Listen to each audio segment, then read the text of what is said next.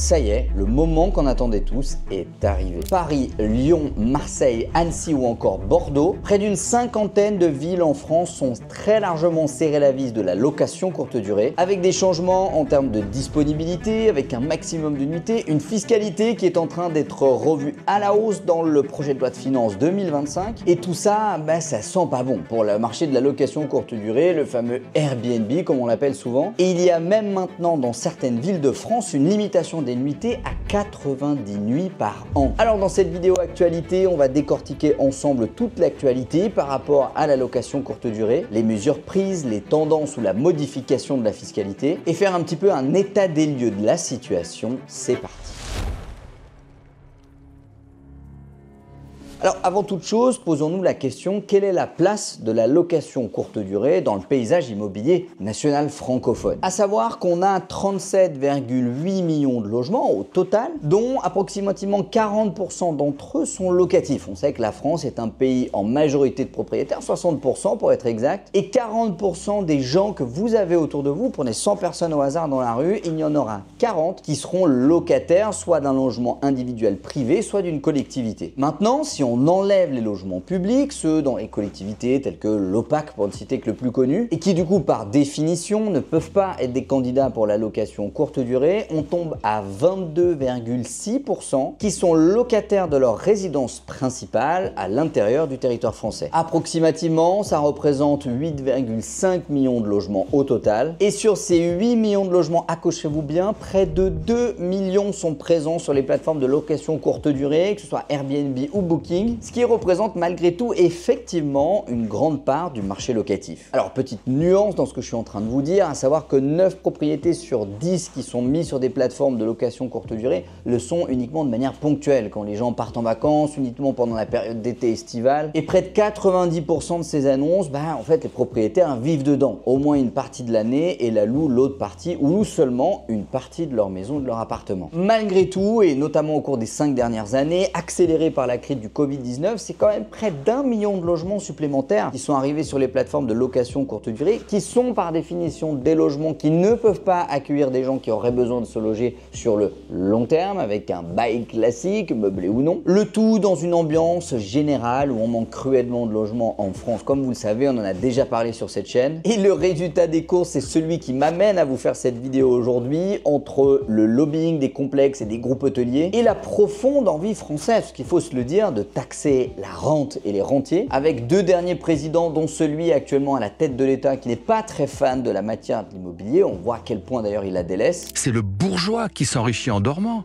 C'est l'épargnant égoïste qui chaque mois va toucher à la banque les revenus de ses petits coupons. Le propriétaire terrien qui compte ses fermages. Le logeur qui thésaurise ses loyers avec avidité. Nos responsables politiques ont récemment décidé de taper un peu plus fort sur les meublés de tourisme. Alors concrètement, si cette situation vous concerne, qu'est-ce qui va changer pour vous prochainement? Ce qui a peut-être déjà changé à l'heure où vous regarderez cette vidéo, qui est en tout cas en cours de discussion à l'heure où je la tourne. Et si vous êtes propriétaire d'un logement que vous louez actuellement en location courte durée, je vous conseille de prendre des notes et de bien écouter ce qui va suivre. 2 principales catégories, dont la première, la plus impactante sur le plan fiscal. On en a déjà parlé dans une autre vidéo, mais la plupart des loueurs en location courte durée le font sous un certain régime en achetant en direct, qu'on appelle le statut de loueur meublé non professionnel, LMNP en langage courant, qui est un statut fiscal étant très avantageux jusqu'à maintenant, puisqu'il va permettre pour 2 possibilités, soit le régime micro avec un abattement très important, soit pour le régime réel où on calcule réellement les charges qui ont été utilisées pour faire vivre votre logement, d'appliquer tout un tas de décotes sur vos revenus locatifs et notamment d'effectuer ce qu'on appelle un amortissement, c'est-à-dire de déduire pendant les 20-30 prochaines années une partie du prix d'achat considéré comme de l'usure de votre bien. Cet amortissement, on l'utilise pour un ordinateur dans une entreprise, mais aussi pour une voiture de fonction, pour n'importe quel objet professionnel. Sauf que normalement, dans tous les régimes, sauf le loueur meublé professionnel, si jamais vous avez acheté un appartement 100 000 €, que vous avez amorti 20 000 € du prix de cet appartement, le jour où on calcule la plus-value et donc l'impôt sur la plus-value que vous allez payer, on prend bien le prix amortissement déduit. C'est-à-dire que si vous avez acheté 100, vous avez amorti 20 et que vous vaudez 120, la plus-value n'est pas de 20 000 €, 120 moins 100, mais de 40 000 €, 120 moins 80. Par contre, si vous étiez jusqu'à aujourd'hui sous le statut de loueur meublé non professionnel, on ne réintégrait pas les amortissements dans le calcul de la plus-value et donc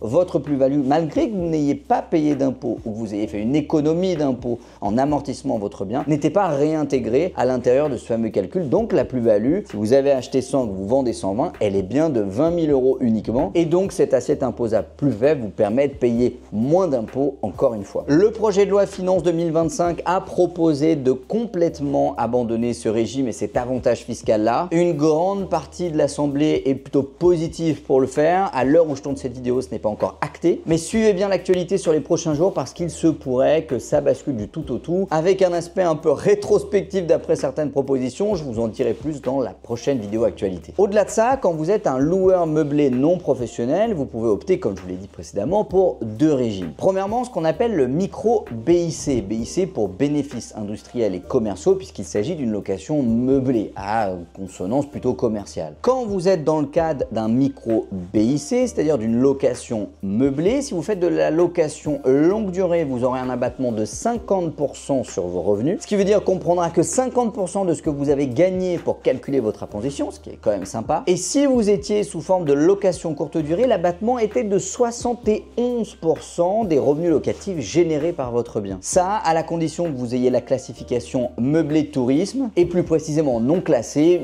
on ne va pas rentrer dans les détails. La deuxième possibilité que vous aviez, c'était d'opter pour le régime réel. Et à ce moment-là, vous n'aviez pas d'abattement sur vos revenus, mais vous faisiez le calcul de toutes les charges, frais de copropriété, électricité des parties communes, ameublement, travaux, amortissement, toutes les charges que vous avez réellement, comme son nom l'indique, déduit pour l'usage courant de votre bien immobilier. Dans le projet de loi de finances 2025, on change clairement la donne puisque l'abattement du régime micro BIC pour les meublés de tourisme va passer de 71%, accrochez-vous bien, à seulement 30%. Et c'est une mesure qui a de très grandes chances de passer, ceci afin de décourager les gens de faire du meublé de tourisme et de faire un petit peu plus de location longue durée et donc de pouvoir loger encore plus les Français. Vous avez compris le raisonnement. Au-delà de ça, jusqu'à maintenant, quand vous optiez pour le régime micro BIC, vous aviez un plafond maximal de recettes qui était de 77 000 €. Ce plafond va être abaissé à 15 000 €, auquel cas vous serez obligé de basculer vers le régime réel. Et tout ça, clairement, sur le plan fiscal et sur le plan de votre comptabilité, du bénéfice qui va rentrer dans votre poche, ça change complètement la donne. Mais ce n'est pas tout. Le deuxième point auquel s'attaquent les nouvelles mesures qui sont sorties actuellement sur le Airbnb à la location courte durée, c'est également les durées de location. À partir de maintenant, les communes auront la possibilité de limiter la quantité de nuitées pour leur meublé de tourisme à 90 nuitées maximum par an. Ça ne veut pas dire que dans toutes les villes, on ne pourra plus louer plus de 90 nuitées par an, mais dans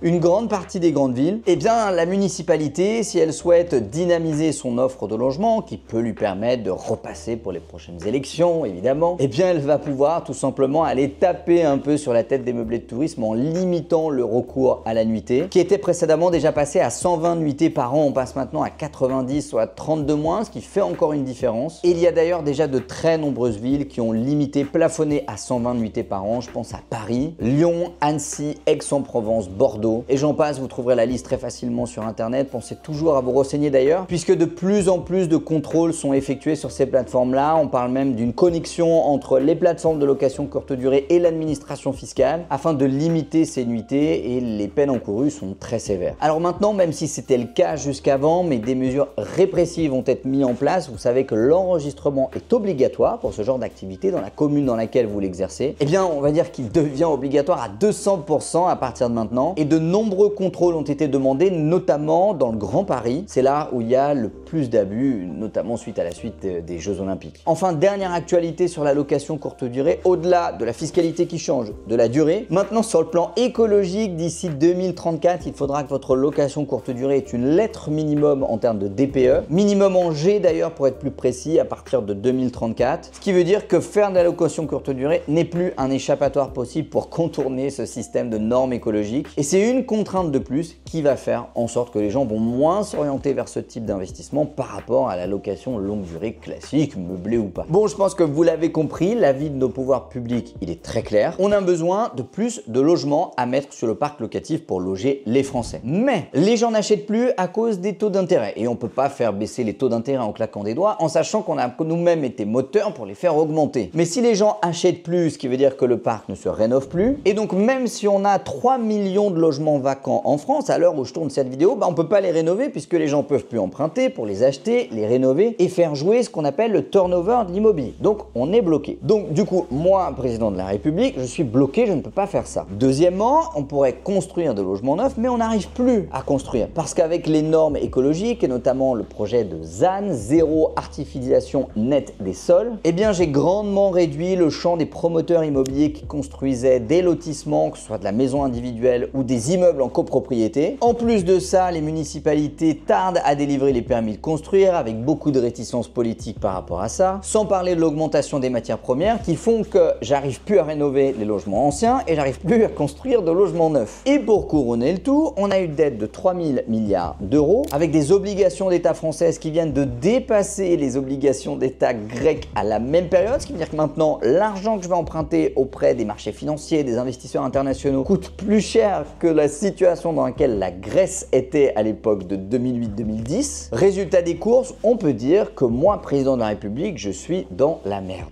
Alors, on va taper là où ça fait mal, mais là où je peux prendre des choses, encore une fois, dans le portefeuille des classes moyennes. Puisque oui, monsieur Bernard Arnault, lui, toutes ses lois sur le Airbnb, je vais pas vous cacher grand-chose, il n'en a rien à foutre. Par contre, le locataire moyen d'une location de Airbnb, qui est quelqu'un qui gagne entre 2000 et 4000 euros par mois et qui améliore très nettement son rythme de vie grâce à la location courte durée, ben lui, je vais aller le bloquer encore plus, le taxer encore plus, la routine française, vous connaissez maintenant. Et en plus, comme les tourismes, je peux les accueillir dans les groupes hôteliers où mes amis sont patrons à droite à gauche, et ben disons que ça va pas changer grand chose de ce côté-là. Donc voilà, encore une fois, une idée de plus pour freiner l'économie de notre pays. C'est une vidéo un peu coup de gueule, vous m'avez compris. N'hésitez pas d'ailleurs à me dire dans les commentaires ce que vous en pensez. Je suis curieux d'avoir votre raisonnement par rapport à ça. Moi, il me paraît logique. En tout cas, on va suivre de ça de très près, essayer de voir comment est-ce qu'on peut s'organiser, s'orienter vers d'autres modalités afin de continuer à faire de la rentabilité dans le monde de l'immobilier, qui représente une grosse part du PIB national, hein, et donc forcément un secteur qui au bout d'un moment va se révolter. Avec des évolutions futures à venir, on suivra ça de près. N'hésitez pas à vous abonner à la chaîne, à partager à cette vidéo à l'un de vos amis qui est propriétaire d'un logement en location courte durée, ça l'aidera beaucoup. Sur ce, je vous souhaite bon courage pour cette période un peu particulière. Je vous dis à bientôt, c'était Tim.